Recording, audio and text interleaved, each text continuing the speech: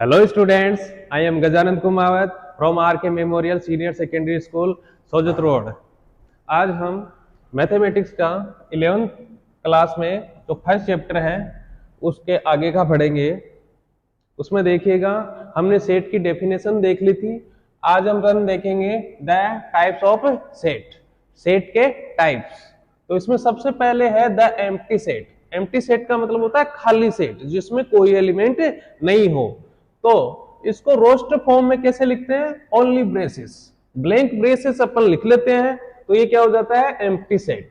और set builder form में क्या होता है? ये अलग अलग टाइप हो जाती है, अलग अलग प्रॉपर्टीज अपन लगा देते हैं। जैसे for example consider a set B x such that x is a student presently studying in both classes 10th and 11th। ऐसा स्टूडेंट जो 10th में भी पढ़ता है और 11th में भी पढ़ता है। इट इज नॉट पॉसिबल, क्या ऐसा हो सकता है कि 10th में भी पढ़े और 11th में भी पढ़े? तो इसके लिए कौन सा स्टूडेंट होगा? ऐसा कोई स्टूडेंट नहीं होगा। तो ये हो गया ब्लैंक एक तरह से। तो ये क्या हो गया? ब्लैंक। तो ऐसे ही अपन इसको क्या बोलेंगे? एम्प्टी सेट यानी खाली सेट। We observe that a student can not study in both classes 10th and 11th। तो ये क्या हो गया? Therefore set B contains no element, तो इसका कोई एलिमेंट नहीं होगा। तो ये हो गया एम्प्टी सेट। इसको नल सेट भी कहते हैं, एम्प्टी सेट भी कहते हैं और नल सेट भी कहते हैं। आगे देखिएगा, the empty set is denoted by symbol 5। इसको बोलते हैं 5।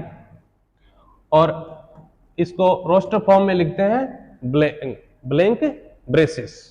तो ये जो होता है 5 लिख दो या फिर ब्लैंक ब्रेसेस लिख दो, एक ही बात है। लेकिन इसका मतलब ये नहीं है कि हमने ब्रेसेस के अंदर 5 लिख दिया, ये एम्प्टी सेट नहीं है, ये तो इसके अंदर 1 एलिमेंट हो गया। तो ये एम्प्टी सेट, ये एम्प्टी सेट नहीं है। एम्प्टी सेट या तो ऐसा लिखो या फिर ऐसा लिखो। तो एक एग्जांपल और देखते हैं। Let A x such that 1 less than x less than 2, यानी जो x की वैल्यू है बिटवीन 1 टू, तो 1 और 2 के बीच की है तो नेचुरल नंबर होना चाहिए। तो 1 और 2 के बीच का नेचुरल नंबर कौन सा होता है? कोई सा नहीं होता। दैट मीन्स ये हो गया ब्लैंक यानी कि एम्प्टी सेट। आगे देखिएगा, फाइनाइट और इनफाइनाइट सेट। तो फाइनाइट सेट क्या होता है? फाइनाइट सेट एक ऐसा होता है जिसमें नंबर ऑफ एलिमेंट फाइनाइट होती है। जैसे फॉर एग्जांपल हमारे पास है ए सेट, इसके एलिमेंट है 1 2 3। तो इसमें कितने एलिमेंट है? 3 एलिमेंट है। तो ये क्या हो गया? फाइनाइट।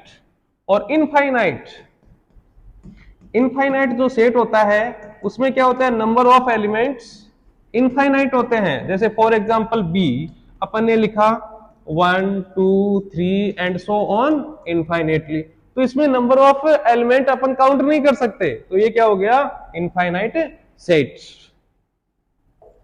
आगे है equal set. Equal set means क्या होता है? Given two sets A and B, if every element of A is also an element of B, यानी कि ए के अंदर जो भी एलिमेंट है वो बी का भी होना चाहिए। और and if every element of B, जो बी के अंदर है वो किसमें होना चाहिए? ए के अंदर होने चाहिए। तो कुल मिलाकर के दोनों इक्वल होने चाहिए। उन दोनों में क्या होना चाहिए? नंबर ऑफ एलिमेंट सेम होना चाहिए। तो उनको क्या बोलेंगे अपन? Equal set. दोनों में सेम एलिमेंट होना चाहिए। जैसे फॉर एग्जांपल ए अपन ने सेट लिखा 1 2 3 और अपन ने बी सेट लिखा 3 2 1। तो दोनों में क्या होंगे? इसमें कितनी एलिमेंट है? 3। इसमें भी 3 एलिमेंट है। दोनों में 3 एलिमेंट है। 1 इसमें आ रहा है 2 इसमें आ रहा है 3 इसमें आ रहा है। तो ये क्या हो गए? Equal set.